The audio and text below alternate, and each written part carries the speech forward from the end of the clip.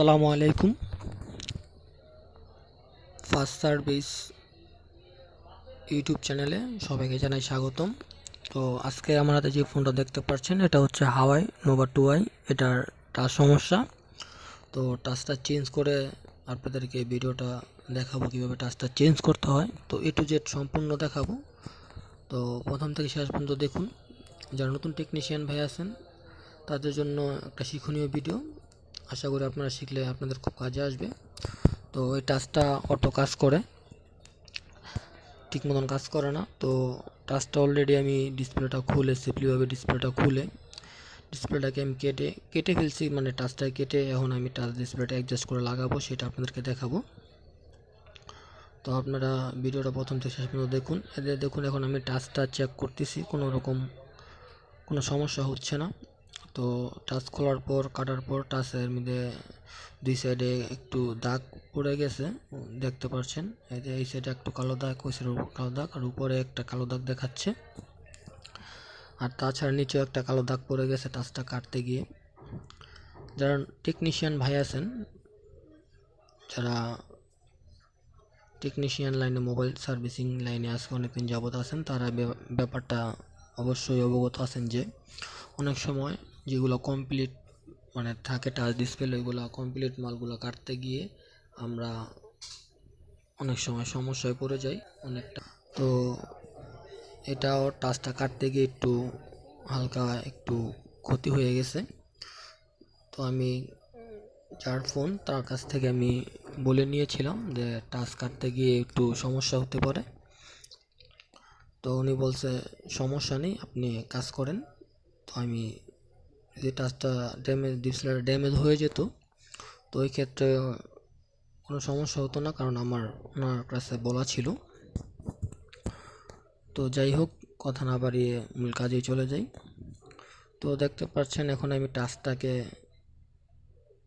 পরিষ্কার করে টাচটাকে সুন্দরভাবে ফিটিং করার চেষ্টা করব। আর কীভাবে ফিটিং করলে টাচটা ভালো হয়, কীভাবে ফিটিং করলে কাজটা প্রপারলি সুন্দর হবে, সেই বিষয়ে আজকে কথা বলবো। তো টাচটা যদি খুলে না যায় তার জন্য টাচের রেবনের উপরে আমি একটা সাদা কস্টিপ লাগিয়ে নিচ্ছি। তো যারা টেকনিশিয়ান ভাই তারা অবশ্যই এটা জানেন এই কস্টিপটা কী কারণে আমরা ব্যবহার করি, অনেক সময় অনেক কাজে ব্যবহার করি কস্টিপটা। তো যাই হোক, এই কস্টিপ ব্যবহার নিয়ে কথা না বললেই পারি। কস্টিপটা লাগানোর মূল কারণ হচ্ছে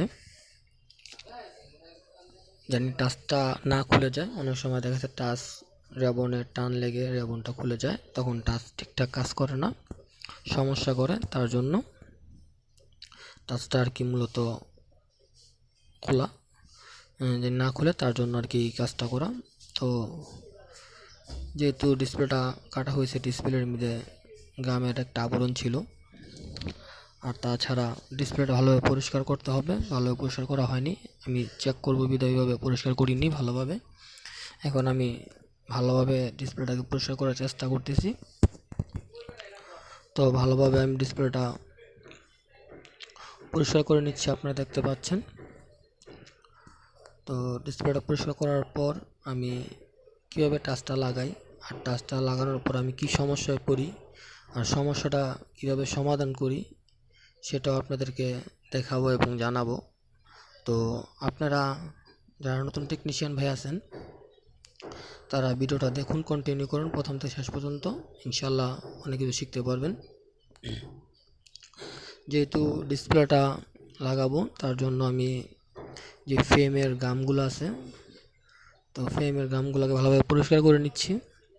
কারণ যদি আমি ভালোভাবে পরিষ্কার না করে নিই ফ্রেমের গামগুলো, তাহলে দেখা যাবে যখন আমি ডিসপ্লেটা লাগাতে যাব তখন একটু সমস্যা হতে পারে। আপ ডাউন হয়ে যদি থাকে গামের কারণে, তখন দেখা গেছে আপনার টাচে জাতা দিলে কিংবা প্রেশার দিলে তখন কিন্তু আমার ডিসপ্লেতে সমস্যা হতে পারে। তো সেইগুলো মাথায় রাখতে হবে, সেইগুলো মাথায় রেখে কাজ করতে হবে। তো আমি সুন্দরভাবে পরিষ্কার করে নিছি, মোটামুটি পরিষ্কার করা হয়ে গেছে। তো আমি এখন যেটা লাগাচ্ছি এটা হচ্ছে যে টাচের উপরে থাকা একটা নেটের মতো, এটাকে আমরা যে রিঙ্গার স্পিকার বলি, রিঙ্গার স্পিকার নেট বলি অনেকে। আর রিং স্পিকারের যেই এটার কারণে ভালো হয় না, না থাকলে দেখা গেছে অনেক সময় ধুলাবালু গিয়ে রিংয়ের স্প্রিকে সমস্যা হয়। তো এটা আমি সুন্দরভাবে পরিষ্কার করে এখন আমি বসিয়ে নিচ্ছি।